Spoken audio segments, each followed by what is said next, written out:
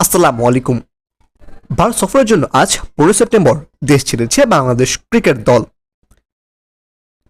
দেশের আগে নিজেদের লক্ষ্যায়ন পরিকল্পনা নিয়ে কথা বলেছেন টাইগার অধিনায়ক নাজমুল হোসেন শান্ত। ভারত সফরে 2টি টেস্ট এবং 3টি ম্যাচ খেলবে বাংলাদেশের ক্রিকেটাররা।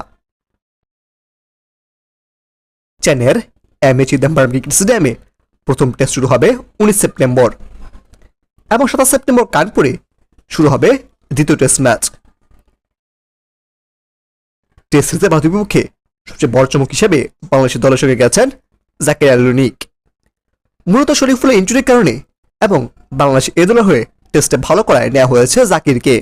তবে প্রথম টেস্টেই একাদশে তার থাকা সম্ভাবনা নেই বললেই চলে।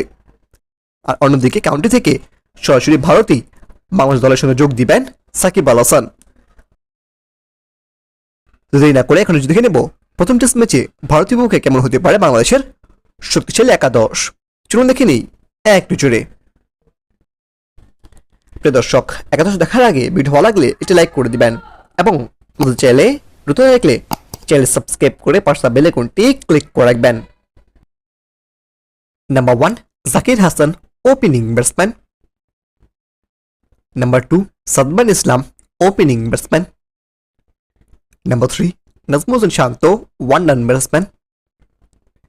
Number 4 Mominul Haque, middle batsman. Number 5 Mushfiqur Rahim, middle batsman. Number 6 Shakib Al Hasan, batting allrounder. Number 7 Liton Kumar Das, wicketkeeper and batsman. Number 8 Mehidy Hasan Miraz, batting allrounder. Number 9 Taskin Ahmed, fast bowler. Number 10 Nahid Rana, fast bowler.